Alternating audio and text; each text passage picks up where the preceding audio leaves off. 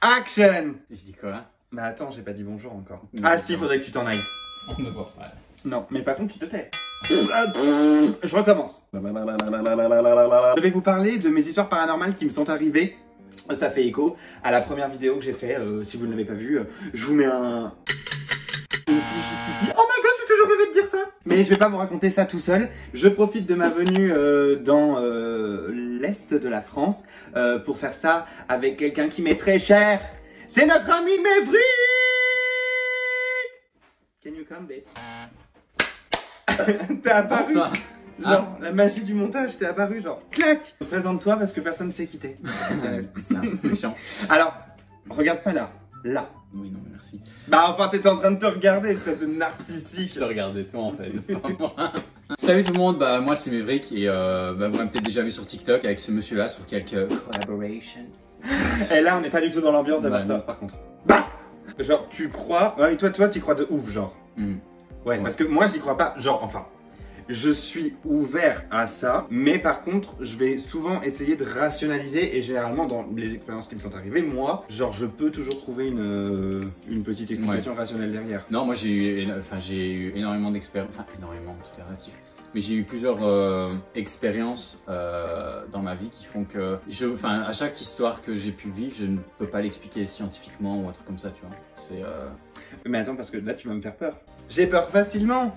Qui c'est qui commence? On fait un Shifumi. Un Shifumi. Allez. En 3 points. Shifumi. Ah merde, t'as un point. Shifumi. 2 points pour moi. Shifumi. Shifumi. Mais j'avais pas envie de commencer. Qu'est-ce que tu fais? En fait, je croyais que ma figurine était cassée, donc j'ai eu peur. Bref. Ah, donc du coup, ça aurait été de ma faute. Est-ce que c'est un sabre laser? Oui. Il marche? Oui. Je vais roter. Ah. Miniature! Oh, je regarde ma wig.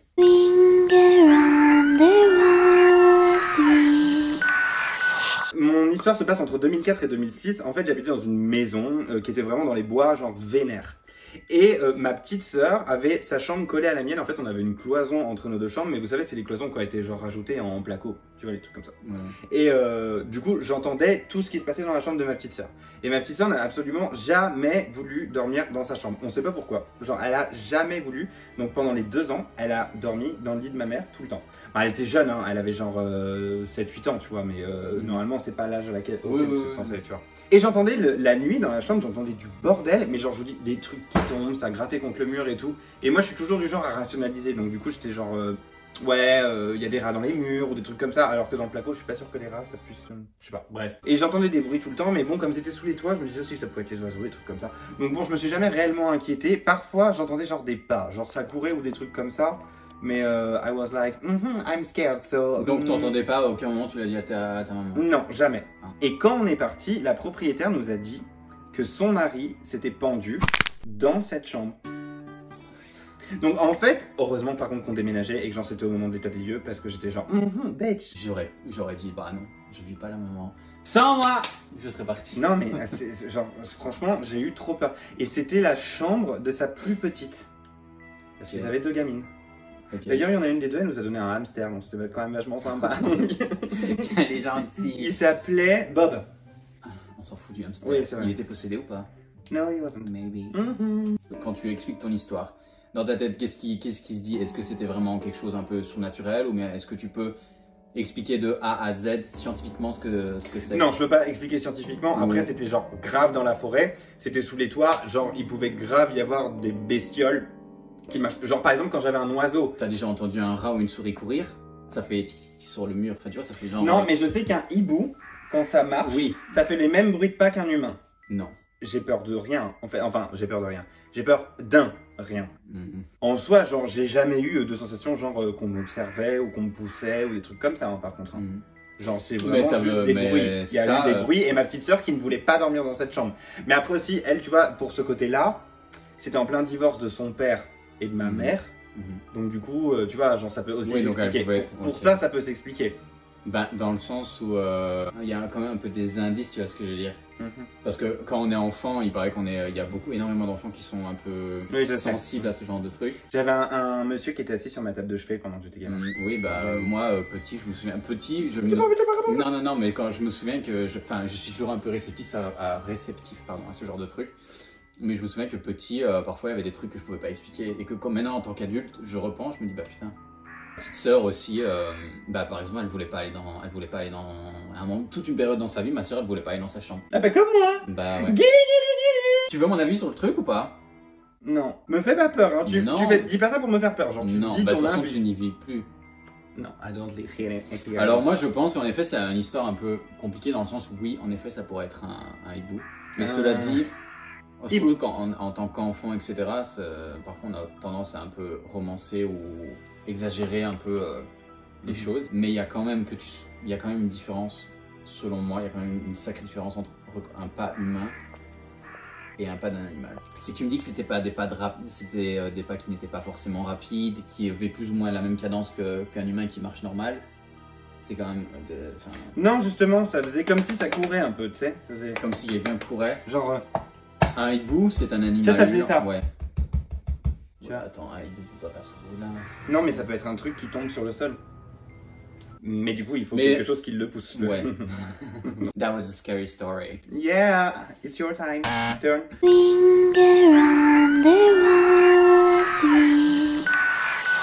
Alors, en fait, j'étais chez un ami qui vit un peu plus loin d'ici, c'est genre 40 minutes. Donc, j'ai l'habitude d'aller là-bas parfois le week-end. Et donc, c'est une maison que je connais quand même relativement bien. On dormait dans la chambre. Je me réveille, je suis un peu dans le cake. Donc, je sors de la chambre un peu dans le gaz. Mais sur le moment où j'ai passé... j'ai toujours ce réflexe, j'appuie tout... Enfin, j'allume... Enfin, pardon, comment vous dites? Allumer, éteindre. Non, la lumière. Allumer la lumière, genre. Oui, parce que nous, moi, je dis ouvrir la lumière, fermer la lumière. Anyway, donc j'allume la lumière, qui est donc... Je passe ma main sur l'interrupteur à chaque fois avant d'entrer dans le salon. C'est un réflexe que j'ai juste au cas où il y aurait un voleur ou un truc comme ça. Je passe ma main pour appuyer sur l'interrupteur et après je passe. Ou genre Voldemort. Exactement. J'ai toujours fait ça, même petit chez mes parents. Oui, moi aussi, bien sûr. La base. Une fois que je suis arrivé dans le salon, en fait, j'ai eu cette...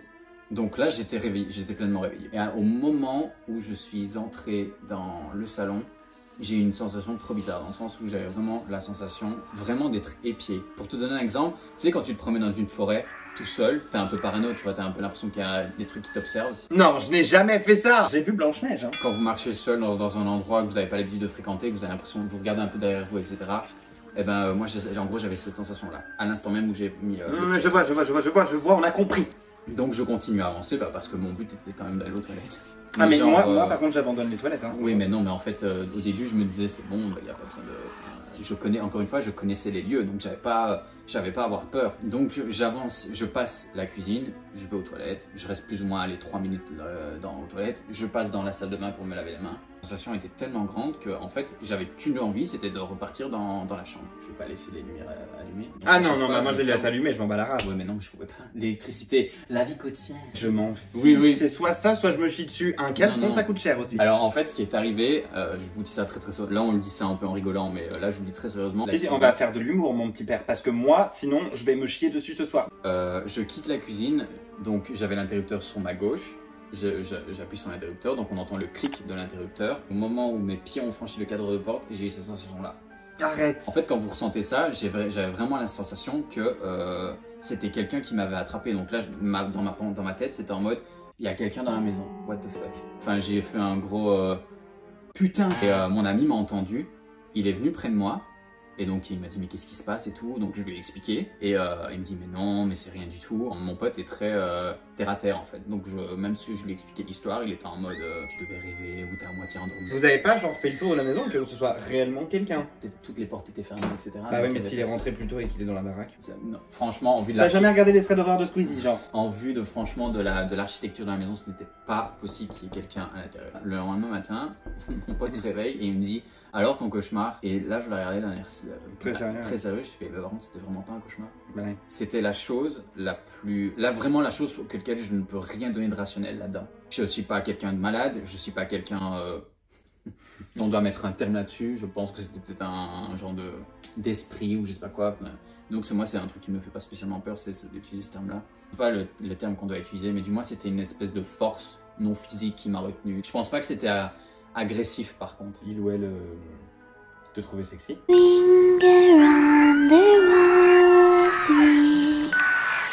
Ma deuxième histoire, par contre, j'en ai vraiment jamais parlé à personne. Personne. Mais vraiment, personne. J'étais très très proche de mon arrière-grand-mère. En fait, j'ai eu la chance de connaître mon arrière-grand-mère pendant très longtemps, jusqu'à mes 23 ans. On partait en vacances ensemble quand j'étais gamin, tout le temps. Et j'étais un peu son préféré de la famille. Enfin, elle me kiffait de ouf. Et en 2016, elle est malheureusement décédée. Bon, elle avait 98 ans. Hein, donc, elle est décédée et moi, en fait, je venais d'arriver à Paris. J'avais un nouveau travail. Et il y a un truc dont je m'en veux, you can judge me if you want. Je ne suis pas allé à l'enterrement parce que je travaillais ce jour-là. Et de toute façon, moi, en fait, je suis hyper mal à l'aise avec les enterrements. Je suis hyper mal à l'aise avec... En fait, je suis hyper empathique. Et du coup, de voir autant de tristesse autour de moi, j'en ai pour juste 2 mois à m'en remettre. Ma famille le sait et du coup, il n'y a pas de souci. Mais bon, je m'en suis quand même voulu. Il n'y a pas si longtemps, ça doit être il y a moins d'1 an, je pense, quelque chose comme ça. C'était un rêve. Je sais que c'était pendant la nuit, je sais que j'étais couché, mais je sais pas comment expliquer en fait. Genre j'étais couché, mais en même temps j'étais réveillé, tu vois. Enfin, je sais pas comment... c'est comme quand tu sais que tu t'endors un petit peu, mais tu ouais. sais que t'es encore réveillé quoi. Bah c'est pas genre une paralysie du sommeil. Je me suis réveillé, mais c'était très bizarre. Genre c'était comme un peu un brouillard. Et j'ai vu mon arrière-grand-mère et je l'ai touchée. Elle était là. En fait, c'était plus un rêve très très intense. En fait, ça semblait comme un rêve très très intense. Et elle m'a dit de ne pas m'inquiéter, tout allait bien et qu'elle ne m'en voulait pas. Elle était là et en fait à un moment je lui ai dit « Par contre mamie, tu me fais peur ». Quand je l'ai vue, ça m'a tout de suite crispé. Ensuite quand j'ai vu que c'était mon arrière-grand-mère, en fait ça m'a complètement détendu. Je l'ai prise dans mes bras, j'ai senti son odeur, je l'ai touchée. Et ensuite, ça m'a fait peur en fait parce que j'ai réalisé que oui mais c'est pas normal qu'elle soit là par contre. Et je me souviens retourner dans mon lit et m'être réveillé. C'est trop bizarre en fait. Donc je sais pas si c'était un rêve intense parce que... t'en as jamais fait plus? Non, j'ai jamais... Mais après je sais que quand j'étais ado et gamin, je faisais pas mal de paralysie du sommeil. Mais c'était pas la même sensation du tout. Parce que la paralysie du sommeil, genre c'est vraiment la sensation de peur. Et là je n'ai pas eu peur, je l'ai pas senti agressive ou quoi que ce soit. Donc j'ai jamais su. Je me dis c'était peut-être un rêve hyper intense. Auquel cas, tant mieux, parce que ça s'est plutôt bien passé, mais je suis quasiment persuadé que c'était pas un rêve. C'était peut-être un moyen pour elle de te dire au revoir en fait. Moi je l'ai vécu là plutôt comme quelque chose d'extrêmement positif. En fait depuis je ne m'en veux plus de ne pas être allé à l'enterrement. Parce que même si je m'en voulais pas, mort et tout, je suis pas sûr que le terme soit très bien choisi. Je m'en voulais quand même un petit peu parce que j'étais très proche d'elle. Elle était très très croyante, moi je suis athée, donc je sais qu'elle le comprendrait. Ouais. Mais du coup, maintenant, en tout cas, moi, je pense que j'en ai la certitude de... Oui, donc dans un sens, cette histoire est positive dans le sens où ça t'a permis de lui dire au revoir dans le sens. Donc, oui, moi, je pense que personne ne peut vraiment juger cette expérience-là pour toi, dans le sens où si c'est quelque chose qui est au final positif pour toi et que ça t'a permis de faire un deuil, ce genre de choses, et de dire au revoir, moi, je trouve que tu peux interpréter ça de toutes les manières. Oui, parce que voilà, c'est ça. C'est que ça peut juste être un deuil et je l'ai interprété comme ça, et puis voilà. I'm gonna get something on my buttons, baby, is aching. Je vais pas la rêver. Et Pussycat Dolls. Ah!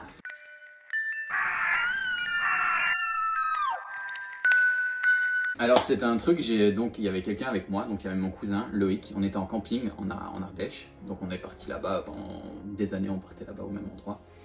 Et je devais avoir 19-20 ans. On rentrait, il devait être... donc on avait fini la soirée en fait, on n'avait pas bu ni rien, on était que nous deux, on se faisait un peu chier d'ailleurs.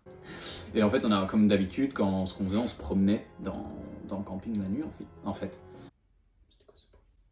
Ah c'est Pipo. C'est Pipo. En fait il y avait... Tu m'as fait peur, bah, oui, moi aussi. En fait il y avait des lampadaires, donc cette fois-ci c'était éclairé, donc on n'avait pas de lampe torche. Nos lampes torches étaient éteintes.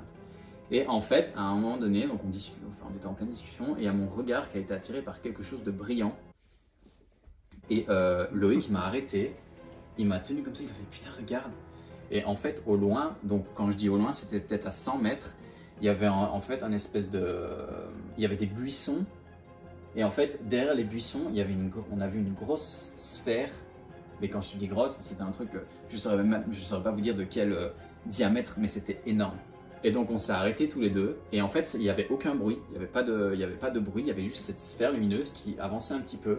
Ça faisait un peu, ouais voilà, c'était vraiment le geste, ça faisait ça un peu. Et en fait, à un moment donné, donc on est peut-être resté comme ça 3-4 minutes en mode. Mais à aucun moment donné, on s'est dit on va putain, filmer. sors ton téléphone. Parce qu'en fait, quand un truc comme ça vous arrive, moi j'étais paralysé par l'incompréhension. Bah, puis surtout si c'est court. Je veux dire, si c'est long, genre si ça dure plusieurs minutes encore, bon, tu peux avoir. Et surtout que mon cousin, il n'est pas du genre effrayé. Vous voyez ce que je veux dire? Enfin, moi non plus, il me faut quand même beaucoup de trucs pour avoir peur. Et là, on était tous les deux sur le cul en fait. On avait cette sphère transparente, bleue transparente, un peu chelou, qui était là devant nous. Et après, elle s'est arrêtée de bouger et pouf! Mais il n'y avait aucun bruit. Il y avait rien. En fait, c'est comme si le temps autour de nous ne s'était arrêté. Il y avait plus de bruit de vent, il n'y avait plus rien comme bruit, il n'y avait aucun bruit. En fait, la seule information que mon cerveau me donnait, c'était la sphère. Attention, il y a une sphère, il y a un truc qui n'est pas normal devant toi. Et mon cousin, c'était pareil. Donc, le truc s'est barré. On est encore resté bien entre 10 et 20 secondes sans bouger. On s'est regardés tous les deux. On s'est dit, putain, il vient de se passer quoi là? Est-ce que c'est un genre d'ovni ou un truc comme ça, tu vois? Gros. Et ça peut pas genre être un truc militaire? Non, bah pas là. Non, franchement, dans le cadre où on était, ça n'aurait pas de sens. Il y aurait absolument aucun sens qu'un truc militaire soit dans un camping en Ardèche. Oui, c'est vrai. Il y a une histoire très similaire qui s'est passée qui est arrivée à un membre de ma famille, mais genre 20-30 années, 30 années avant nous quoi. Et au-dessus d'une espèce d'usine désinfectée, il y avait aussi une énorme sphère bleue transparente et qui s'est ensuite envolée. Mais en fait, le truc vraiment qui est très surprenant dans cette apparition, c'est que tu sais pas comment réagir en fait.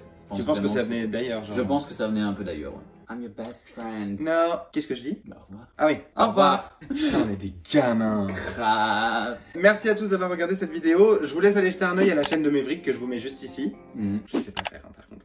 Tu peux mettre mon TikTok aussi. Ah oui, je mets son TikTok aussi. Vous me connaissez. Et son Insta? Ouais, bah il laisse en gros tout mes... Ouais, je ferai une liste ici. À plus dans le bus. Oh hi, c'est le Thomas du montage et en fait on a remarqué qu'on avait été tellement professionnel avec Maverick qu'on avait complètement oublié de vous dire que en fait lui a sorti une vidéo sur sa chaîne que vous pouvez éventuellement aller voir si vous avez que ça à faire. Bisous. Ah bah non, bah attendez. Et par contre, n'oubliez pas de vous abonner aussi à moi, aussi si ça t'emmerde pas, oui, sur TikTok et sur Instagram. Et je vous dis à bientôt pour de nouvelles aventures dans de prochaines vidéos. À plus dans le bus. Bye bye.